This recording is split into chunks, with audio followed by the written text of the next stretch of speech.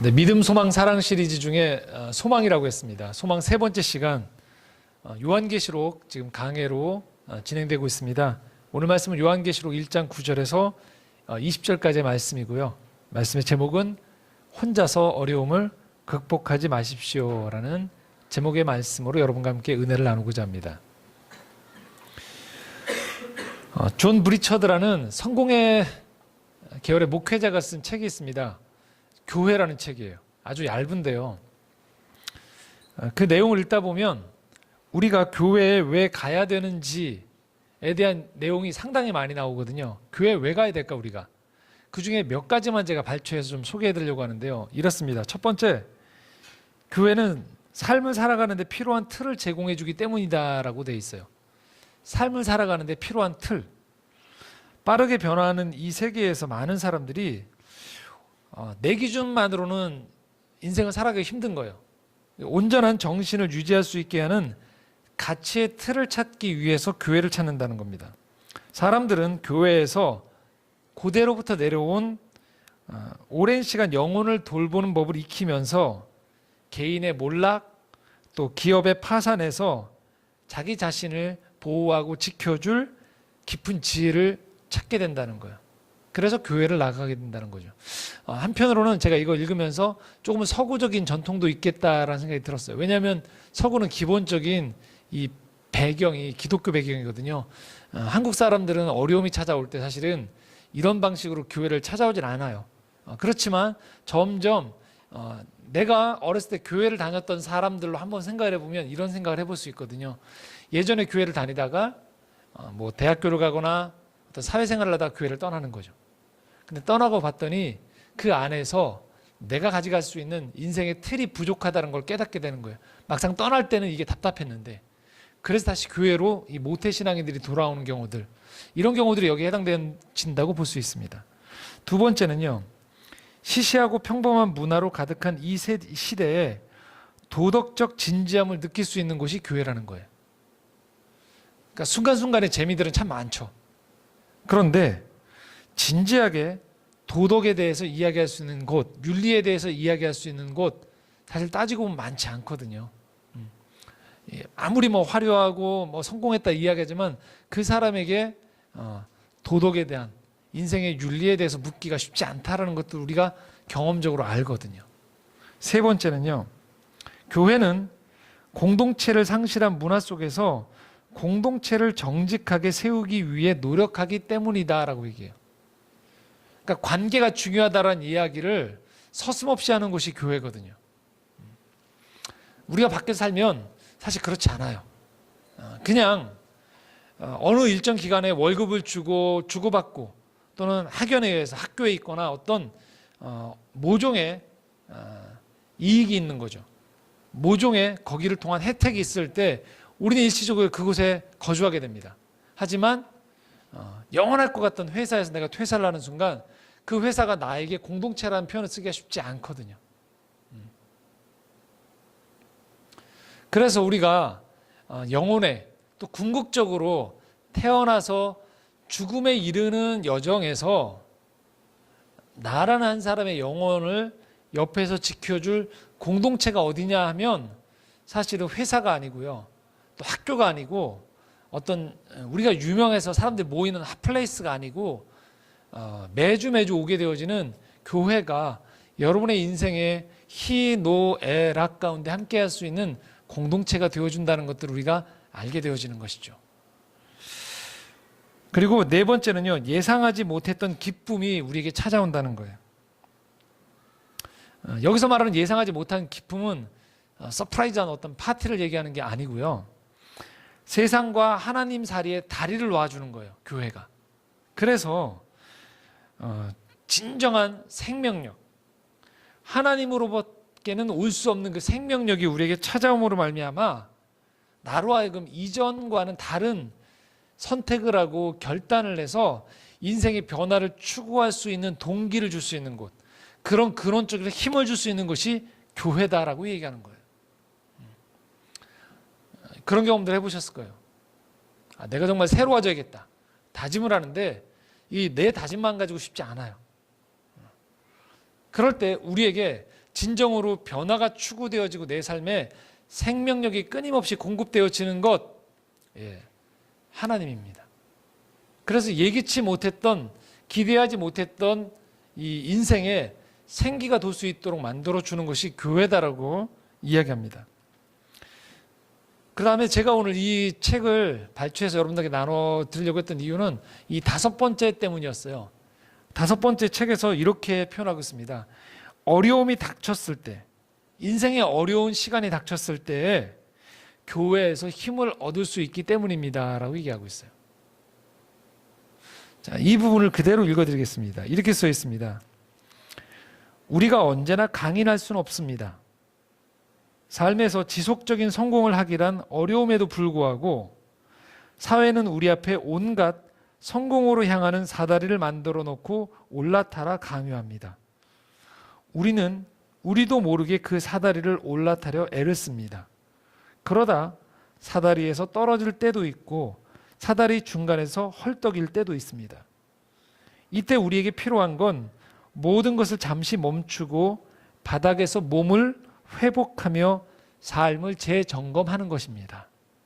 그 순간 참으로 신비하게도 우리는 우리를 위해 성육신하신 분, 그 모든 사다리 아래로 내려온 분, 사다리를 올라갈 수 없는 이들 곁에 계신 분, 지금 이 순간 우리와 함께 계신 예수 그리스도를 만나게 됩니다. 교회는 이 예수 그리스도를 만나는 공간이며 그렇기에 쉼과 우정, 회복의 장소가 될 수 있습니다. 누군가를 용서해야 할 때, 위로받아야 할 때 교회는 더없이 좋은 공간이 될 수 있습니다. 물론 한 가지 전제가 있어요. 건강한 교회를 말하는 거죠. 교회가 교회다워질 때 그 교회를 통해서 우리는 예수 그리스도를 만나게 되는 거예요. 그래서 그곳에서 우리는 진정한 영혼의 쉼을 얻기도 하고요. 우정을 쌓아가기도 합니다. 그리고 회복이 되어질 수도 있는 거예요. 내 날개가 부러지고 사다리를 올라가라 강요하는 세상 속에서 열심히 올라가 보았는데 낙마하는 거죠. 지쳐서 멈춰 있는 거죠. 그럴 때 우리에게 회복할 수 있는 공간과 동지들과 그리고 시간이 우리에게 허락되어질 수 있도록 그런 인생의 공간을 만들어주는 것이 교회다라는 것이에요. 저는 아주 동의합니다. 교회는 마땅히 우리 삶에서 그런 공간이 되어줘야 되는 거예요. 힘들 때 문을 열고 힘들 때 목회자와 또는 성도들과 마음을 터놓는 거죠. 그리고 그곳에서 나 혼자의 힘으로는 도저히 극복해 나아갈 수 없을 것 같은 인생의 고비를 넘어갈 수 있는 이 지지 기반이 되어주고 나에게 힘이 되어주는 곳이 바로 교회다라는 것이죠. 자, 교회의 시작은요, 사실 이 베드로의 이 고백에서부터 시작됐거든요. 마태복음 16장 18절입니다. 한번 같이 읽겠습니다. 또 내가 네게 이르노니 너는 베드로라 내가 이 반석 위에 내 교회를 세우리니 음부의 권세가 이기지 못하리라. 베드로가 어떤 고백을 했어요. 그러자 예수님께서 그 고백 위에 내가 교회를 세우겠다라고 교회란 단어를 명시하셨어요. 그래서 교회가 시작됐어요. 물론 구약 성경에서부터 왔던 유대 민족으로부터 비롯되어져 있는 공동체가 있었습니다. 근데 그것을 교회다라고 지칭하진 않아요. 하지만 지금 우리가 창조의 정원, 여기를 교회다라고 표현할 때 이 교회란 단어는 정확히 예수님이 베드로가 고백했던 이 고백의 위에서 내가 세울 것이다 라고 하셔서 세워지고 여태까지 2000년의 시간이 흘러오면서 지금의 우리에게 만들어진 공동체인 거예요. 어떤 특이한 한 사람의 기발한 아이디어로 만들어진 게 결코 아닙니다. 자, 그렇다면 베드로가 어떤 고백을 했을까요? 마태복음 16장 16절에 이렇게 고백하고 있습니다. 함께 읽어보겠습니다.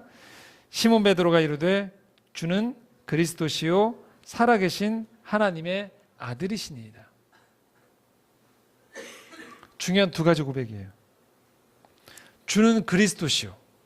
그러니까 주님이 내 인생의 그리스도, 기름 부은 하나님이 보내신 자요. 그리고 그가 하나님의 아들, 삼위일체가 되어지신 또 다른 하나님이심을 우리가 고백하는 사람들이 모여 있는 곳, 그곳이 바로 교회입니다. 이 신앙 고백이 기반이 되어져서 모이는 곳이 교회인 거예요.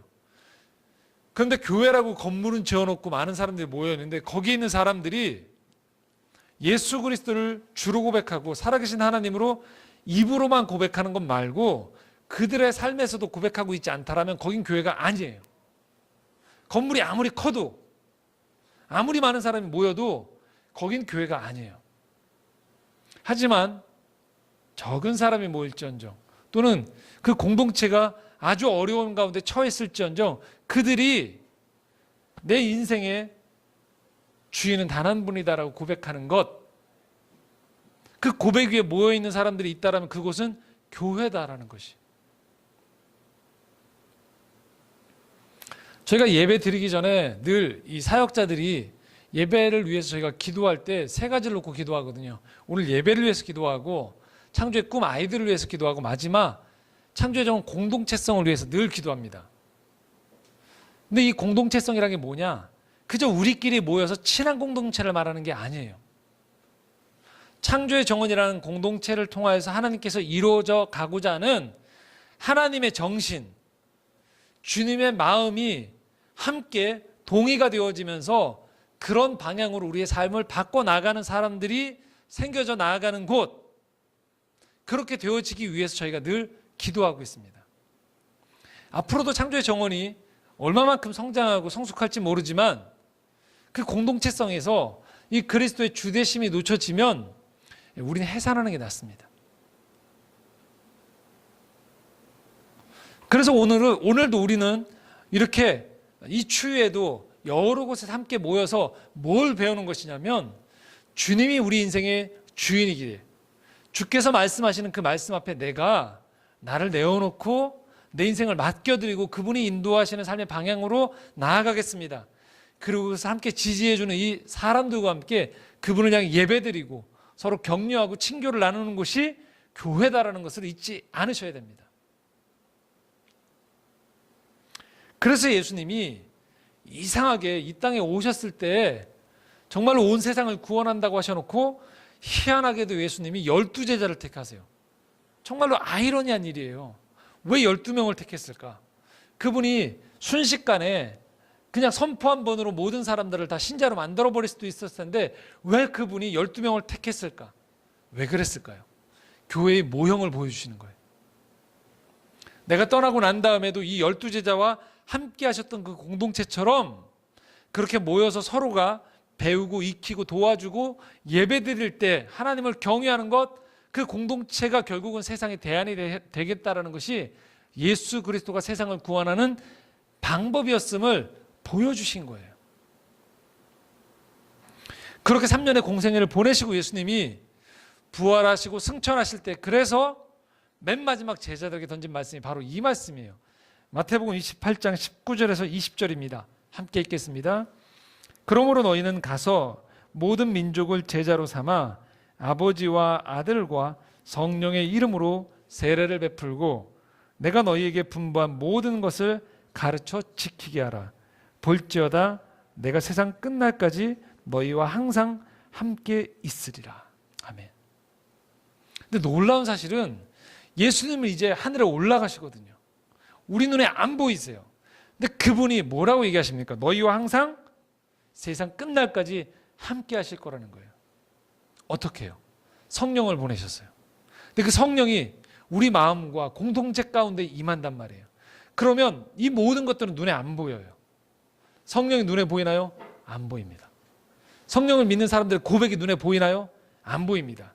그렇다면 세상 끝날까지 모든 민족을 제자로 삼아서 아들과 아버지와 성령의 이름으로 세례를 주는 곳이 어디일까요? 교회입니다. 그리고 내가 힘들 때 와서 저 사람들을 바라보면서 저 사람들과의 교제를 통하여서 저 사람들과의 섬김을 통하여서 그래, 주님이 나와 함께 하시구나라는 것들을 깨달아 할 수 있는 곳이 어디일까요? 교회라는 거예요. 그래서 이렇게 표현할 수 있는 거예요. 교회란 세상 끝날까지 함께 하시는 예수님의 몸이 되어서 이 땅 가운데에서 사람들로 하여금 예수님이 나와 함께 하시구나라는 것들을 경험할 수 있도록 돕는 통로가 되어지는 곳, 주님의 손과 발이 되는 곳, 그곳이 바로 교회인 거죠. 그래서 주님은 교회를 사랑하세요. 왜? 예수님을 드러낼 수 있는 곳이니까요. 예수님을 만날 수 있는 곳이니까요. 그것을 통하여서 예수 그리스도의 진리됨을 사람들이 경험하며 인도되어질 수 있는 곳이 되어지니까요.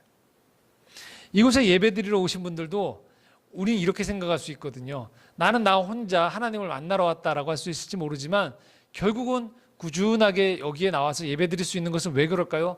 창조의 정원이라는 공동체, 이 교회가 있기 때문에 가능한 겁니다. 이 교회의 저는 목회자가 되어져서 여기서 말씀을 선포하기 때문입니다. 그래서 교회는 중요합니다. 교회는 그러나 완벽하지 않아요. 이게 딜레마거든요. 그래서 주님은 끊임없이 교회를 바르게 세워나가고 교회를 통해서 하나님의 일하심을 끊임없이 온전히 그 역할을 감당할 수 있도록 교회를 교정해 줍니다. 그런데 그 교회가 지금 위기에 닥쳤어요. 그 교회들을 향해서 지금 주님이 편지를 보내주십니다. 그것이 바로 요한 계시록, 우리가 받아들이고 있는 이 편지예요. 오늘 말씀 1장 11절 우리가 읽은 말씀에 이렇게 표현하고 있습니다. 함께 이 교회들이 어떤 교회들인지 살펴보겠습니다. 읽겠습니다. 이르되 내가 보는 것을 두루마리에 써서 에베소, 서모나, 버가모, 두아디라, 사데, 빌라델비아, 라오디게아 등 7 교회 보내라 하시기로. 자, 편지의 수신인이 정해져 있는 거예요. 이 7 교회들에게 환상을 통해서 요한이 매개체가 되어져서 메시지를 전하고 있는 거예요. 자, 다음 주에 제가 살펴보겠지만 이 교회들이 완벽하냐? 완벽한 교회가 아니에요. 그런데 이 교회가 지금 어려움을 당하고 있어요. 그러자 예수님이 환상 가운데 요한을 통해서 이 메시지를 전해주고 있어요. 그 메시지가 뭐냐? 자, 9절에서 10절입니다. 함께 읽겠습니다.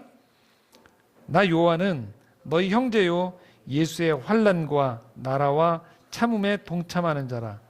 하나님의 말씀과 예수를 증언하였으므로 말미암아 반모라 하는 섬에 있었더니 주의 날에 내가 성령에 감동되어 내 뒤에서 나는 나팔 소리와 같은 큰 음성을 들으니. 지금 요한이 자기를 소개하고 있어요. 편지를 받는 이 수신인 7 교회들에게. 그런데 그가 뭐라고 표현하냐? 너희의 형제요 예수의 환난과 나라와 참음에 동참했던 사람이라고 얘기하는 거예요. 그러니까 7 교회의 어려움을 알고 있는 교회의 지체인 거예요.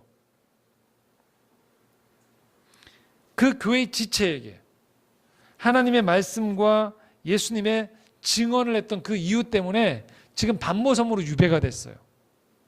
그리고 그 유배된 섬에서 그는 거리가 떨어져 있는, 그러나 주님의 몸된 교회의 지체인 그 7 교회가 고난당하고 있는 것들을 보고 있는 거예요. 그 반모라는 섬에서. 그러자 주님이 환상 가운데 이 요한에게, 이 고난당하고 있는 7 교회에게 또 다른 예수님 때문에 고난당했던 이 요한이라는 선지자를 통하여서 소망과 위로를 보여주는 것. 이게 요한계시록 전체의 그림이에요. 물론 예전에는 이 요한계시록을 썼던 요한이 누구냐 했었을 때 대체로 사도 요한이다. 예수님을 따라다녔던 제자 요한, 마지막까지 십자가 달려서 예수님이 내 어머니를 돌봐달라고 했던 가장 사랑받았던 제자 요한이라고 초대교회 때부터 알고 있었어요. 하지만 신약학계가 점점 발전하면서 아닐 수 있다라는 얘기들이 나오고 있어요. 우리가 알고 있는 종교개혁자 루터나 깔뱅도 이 요한이 예수님의 제자가 아닐 가능성을 얘기하기도 합니다. 왜냐하면 확실하게 요한이 썼다라고 일컬어지는 요한복음과 요한계시록의 문체가 너무 다르기 때문에, 그래서 다를 수 있다라는 가정이 있습니다. 자, 그러나 요점은 이거예요. 무엇이냐? 요한계시록 1장 1절에 자기를 이렇게 표현합니다. 하나님의 종이라고 표현하고 있어요. 그리고 지금 이 편지를 보내고 있는 이 7교회, 소아시아에 있는 7교회에게 내가 예수를 위해서 고난받고 하나님 나라를 전하다가 지금 반모섬에 유배가 된, 한마디로 말하면 내가 누구든 요한이라는 이름은 확실하되 하나님 나라를 함께 전했던 교회의 일원이라는 것은 부인할 수 없는 사실인 거예요. 그리고 이 요한이 지금 환상을 받아서 지금 고난당하고 있는 교회들에게 편지를 보내고 있는 내용이에요. 자, 그 내용은 12절, 13절 같이 읽겠습니다.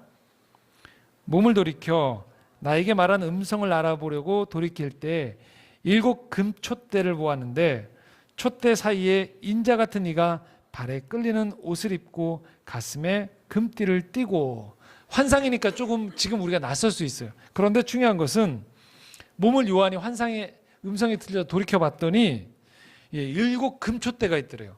그리고 금촛대 사이에서 예수님 같은 그분이 발에 끌리는 옷을 입고 가슴에 금띠를 두른 가운데에서 지금 말씀하고 있다는 거예요. 금촛대 7개가 있대요. 금촛대 7개가 있고 그 사이에서 예수님이 등장하신 거예요. 자, 그리고 16절에서 18절에 이렇게 표현하고 있습니다. 함께 읽겠습니다. 그의 오른손에 7 별이 있고 그의 입에서 좌우에 날성검이 나오고 그 얼굴은 해가 힘있게 비치는 것 같더라. 내가 볼 때 그의 발 앞에 엎드러져 죽은 자같이 되매 그가 오른손을 내게 얹고 이르시되 두려워하지 말라. 나는 처음이요 마지막이니 곧 살아있는 자라. 내가 전에 죽었었노라. 볼지어다 이제 세세토록 살아있어 사망과 음부의 열쇠를 가졌노니. 그 인자 같은 이가 오른손에 7 별을 들고 있다는 거예요. 그리고 그 입에서 나오는 그 말이 좌우에 날선 검 같은 것이 나오고 있고요. 그 얼굴은 해가 힘있게 비치는 것처럼 아주 환했다라고 표현하고 있어요. 그리고 그가 하는 일이 뭐냐? 오른손을 내게 얹고 이르시되 두려워하지 말라라고 얘기하고 있어요. 유배된 그 사람에게 두려워하지 말라. 나는 처음이요 마지막이니. 이 모든 인생의 시간과 끝을, 시작과 끝을 주관하는 주관자다라고 얘기하시면서 내가 죽었다 부활했으면서 이제 세세토록 살아있어서 사망과 음부의 열쇠를 내가 가졌다고 표현하고 있어요. 그러니까 인생의 가장 어둡고 절망이 될 만한 걸 내가 쥐고 있기 때문에 이제 이 처분은 내가 관장한다라는 거예요. 그분이 영원에서부터 유한한 생을 붙잡고 있다는 표현이에요. 자, 여기의 핵심은 뭘까요? 이 모든 환상에, 앞으로 던져질 이 환상의 중심에 누가 있느냐? 예수님이 계시다라는 거예요. 이게 중요한 겁니다. 2주 동안 말씀드렸듯이 요한계시록의 핵심은 미래에 대한 시간에 어떤 일이 일어날지를 내가 훔쳐보는 게 아니에요. 삶의 어떤 형편에 처하더라도 거기에 우리의 주님이 되신, 생명의 주관자가 되신 예수 그리스도가 함께 하신다라는 거예요. 그것이 핵심입니다. 요한계시록을 보면서 먼 미래를 생각하면서 두려워 떨고 오늘의 시간을 버려버리는 것이 아니고요. 어떠한 어려움이 닥쳐도 그 가운데 이 시간의 모든 주관자가 되시는, 오늘 우리가 찬양을 드릴 때 첫 번째 찬양에 시간을 뚫고라고 표현했죠. 시간의 한계를 제껴놓은 상태에서 영원에서부터 이 모든 것들을 주관하시는 예수 그리스도가 중심에 있는 가운데 그분이 나에게 다가오신다는 거예요. 그런데 그분이 하신 이 환상 가운데 오늘 본문의 핵심은 바로 20절 말씀입니다. 같이 읽겠습니다. 시작. 내가 본 것은 내 오른손에 7 별의 비밀과 또 7 금촛대라. 7 별은 7 교회의 사자요 7 촛대는 7 교회니라. 자, 이게 환상으로 보여져 있는 계시록이다 보니까 말이 어렵습니다. 요지는 이거예요. 7 별을 이 인자 같은 이가 쥐고 있었다고 했어요. 근데 이 7 별이 하는 역할이 뭐냐? 바로 이 땅에 있는 7 금촛대. 근데 이 7 금촛대의 그 의미가 뭐라고 지금 풀어주고 있냐면 바로 고난당하고 있는 소아시아에 있는 7 교회를 말한다는 거예요. 그리고 이 7별은 바로 이 7교회와 이 7교회를 대표해주는, 지켜주고 있는 천사다라고 표현하고 있는 거예요.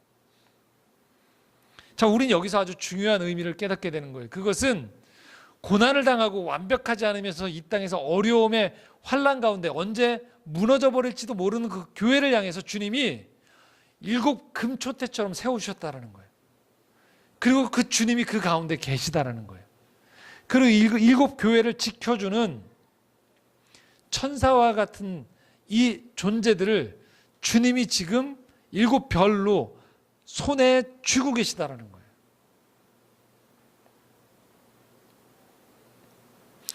고난당하고 있을 때 버림받은 게 아니라는 거예요. 환난당하고 있을 때 내침받고 그분 혼자서 숨어 있다가 모든 문제가 해결되어지면 등장하시는 게 아니라는 거예요.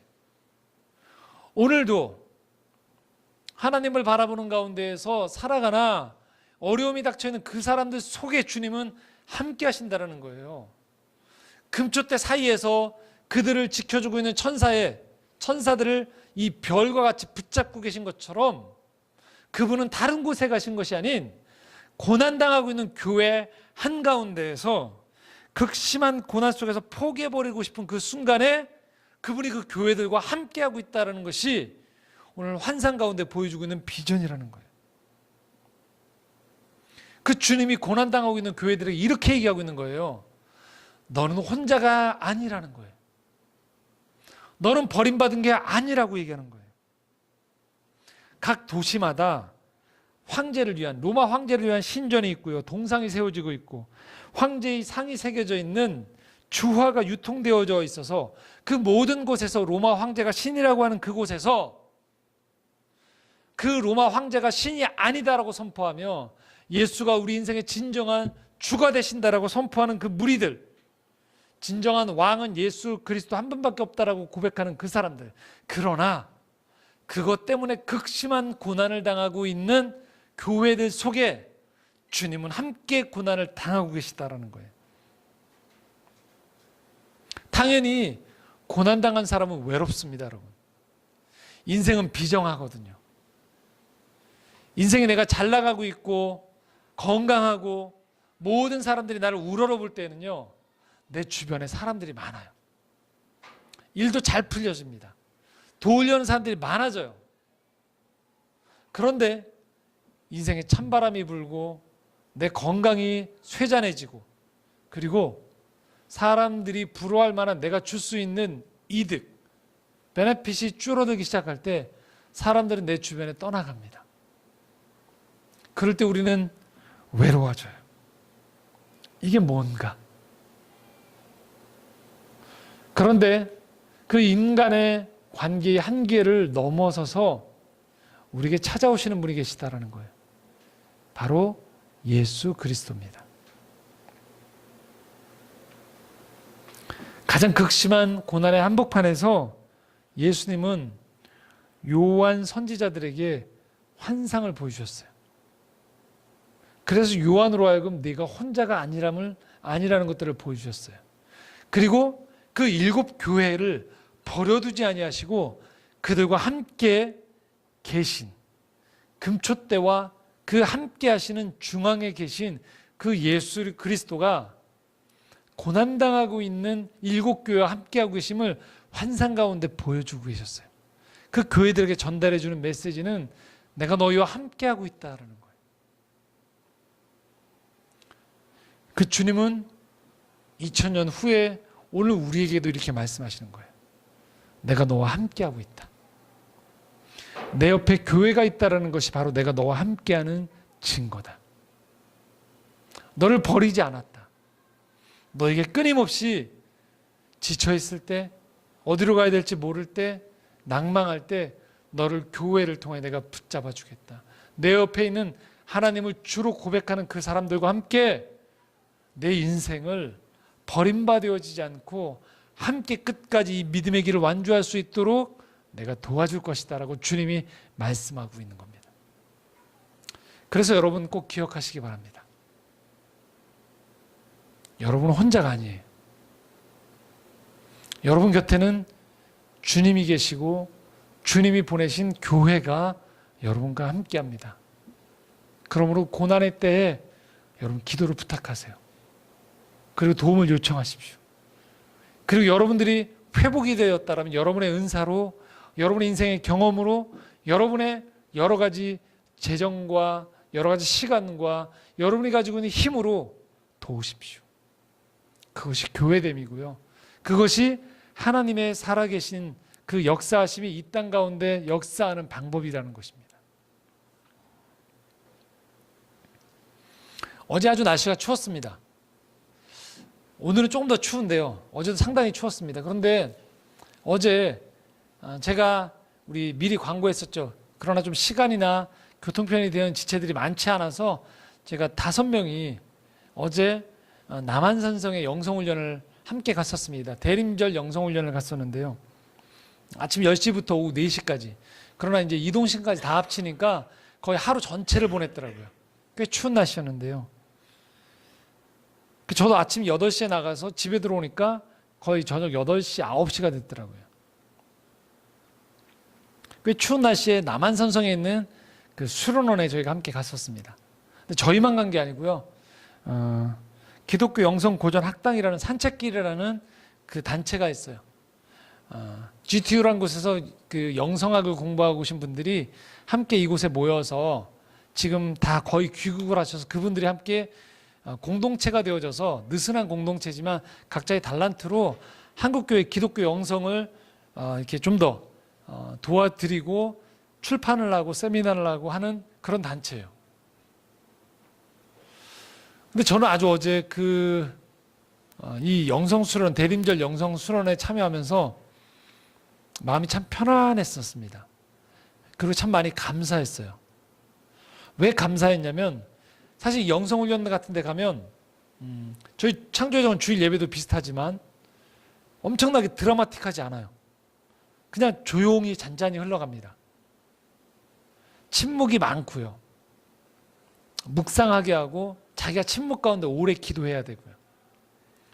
뭐 현란한 쇼가 없어요. 잔잔하게 침묵 가운데 하루를 보내게 됩니다. 그런데 제가 그 수련회를 참여하면서 참 감사했던 건 어떤 생각이 들었냐면 25년 전에 제가 기독교 영성을 처음 접하기 시작했을 때 아무도 가르쳐주는 사람이 없었어요. 부흥회는 되게 많았거든요, 교회에. 그런데 뭔가 조용하게 인격적으로 목사님의 말씀을 내 삶 가운데 가져올 때 그 간격을 메워주는 것들에 대한 친절한 가이드가 참 부족했었어요. 그래서 혼자 열심히 책을 찾아보고 여러 군데를 저 혼자 찾아다니기 시작했었습니다. 그게 25년이에요. 이게 맞나라는 생각이 들기도 하고, 왜냐하면 별로 없으니까요, 주변에 찾아보니까. 근데 부인할 수 없는 사실은 저한테는 너무 잘 맞았어요.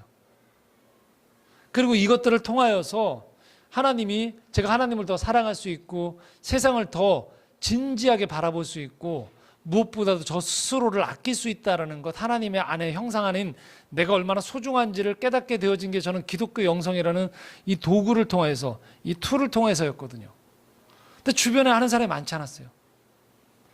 근데 감사하게도 신학대학원에 갔더니 이걸 전공으로 하시는 교수님이 저보다 더 먼저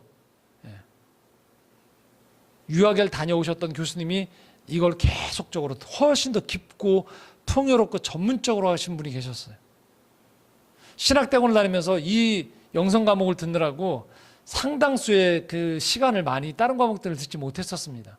그래도 열심히 따라갔었고요.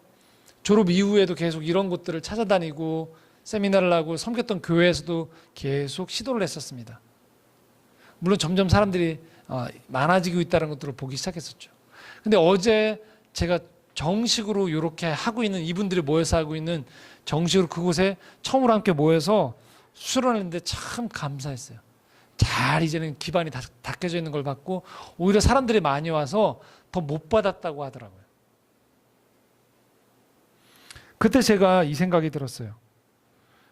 이제는 혼자가 아니구나.